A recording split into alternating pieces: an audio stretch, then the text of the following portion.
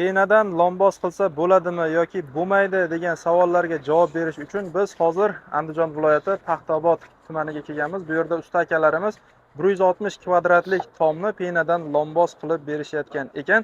Bu yerda mijozni qoqishiga qarab 7 santimetrlik qilib quyilish jarayonida ertalab boshlashgan usta akalarimiz. Mana hozir tugatish arafasida, soatlarimiz 6 ga yaqinlashib qolgan.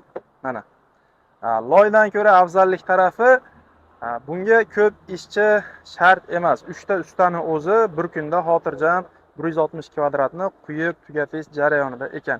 Narxlarini 45 ming so'mdan quyib berishgan. Endi hozir batafsil ma'lumotni usta akamiz berib o'tadi. Albatta bizni kuzatishda davom etinglar. 5 santimetrligi nechi pul? 7-10 santimetrligi nechi pul? 5 santimetrligimiz 35 ming so'm. 7 santimetrligimiz 45 ming so'm. 10 santimetrligimiz 70 ming so'm. Hamma narsalar o'zimizdan, faqat uyda egasidan vassa qoqilgan, zardavol urilgan bo'lsa bo'ldi. Azizlar, mana bu taraflar yangi quyilgan taraflar o'zi bilinib turibdi. Mana bu tarafini avvalroq quyishgan ekan. Hozir usta akamiz sakrab ko'rmoqchi. Qani usta aka? Hoppa. Mana hech bola bo'lgan yo'q mana. Xudo xohlasa, hali to'liq qatib bo'lmagan ekan bu narsa.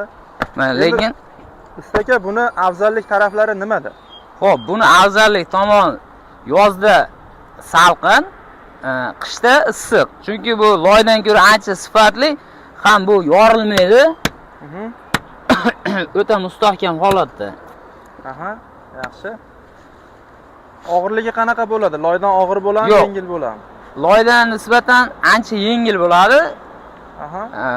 Bu boshida jicha og'ir bo'lishi mumkin, keyin sekin qurish jarayonida gipsa blokka o'xshab yengil holatda bo'ladi. Keyin usta aka quyish jarayonini ko'rsatib berdik, juda suyuq holatda ekanda bu. Buni misol tomni o'ziga cho'rni terilgan holatda ustiga quyib yuborasizlarmi? Yo'q. Buni o'zimizda materiali ham bor, ichida alohida. O'sha summani ichida hamma narsasi. Vassasini qoqib berishga, zardovollarni urib bersa bo'ldi. Qolgan xizmatlar hammasi bizdan. Demak, suv o'tib ketmasligi uchun materiallarni ham solib berasizlar tagiga. Yo'q, materiallar ham o'zimizdan. O'sha narxning ichida. O'sha narxning ichida. Mana hozir aziz kuzatuvchilar, materiali mana bu yerda ozgina chiqib qolgan ekan, ko'rsatib qo'yamiz.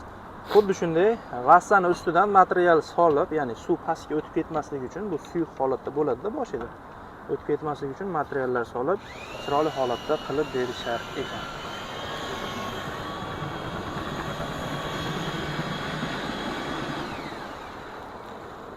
Endi hozir sizlarga buni qanday tayyorlanish jarayonini qisqacha ko'rsatib o'tamiz. Qani, bizni kuzatishda davom etinglar. Usta akalar, hormanglar. Charchamaysizlar. Mana bu yerda bayokka suv quyilgan, bu gips bo'lsa kerak. Gips qo'yiladi. Bunga yana solingan. Tayyor semen solingan. Ma'lum bir miqdorda semen solingan ekan, suv solingan va gipsni hozir solishyapti. Mana o'zingizlar kuzatib turasizlar.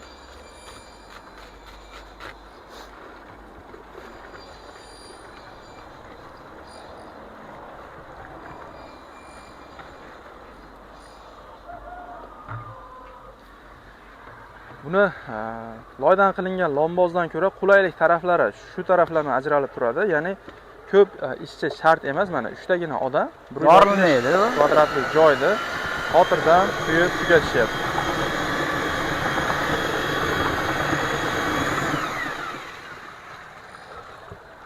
Mana suv, semen, gipsni yaxshilab aralashtirib olindi. Endi hozir bunga yana nima qo'shamiz aka? Pena qo'shamiz. Mana usta akamiz penasini olib kelyapti.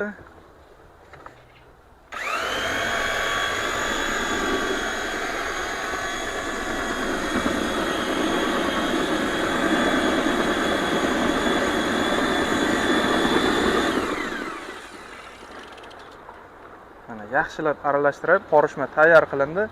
Endi buni nima qilamiz aka? Endi shunday to'kamiz-da buni. Voy, gap yo'q. Ketdi mana. Demak, boshida suyuq holatda bo'lar ekan, usta aka? Boshida suyuq holatda bo'ladi, 10-15 minutda sirasi qotadi. tarkibida gips bilan semen bo'lganligi uchun 10-15 minutda srazi qatar ekan. Buni o'lchovlarini qanday aniqlaysizlar?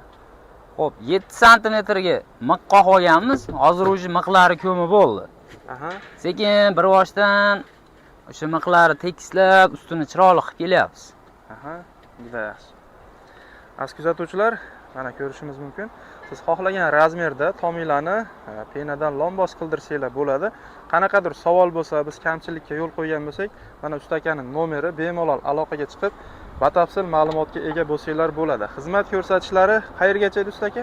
O'zbekiston bo'ylab, hozir mana Andijonda Paxtaobod tumanida qilyapmiz. Azizlar, mana hozirgi manzilimiz aytib o'tib ketdi. Andijon viloyati Paxtaobod tumani.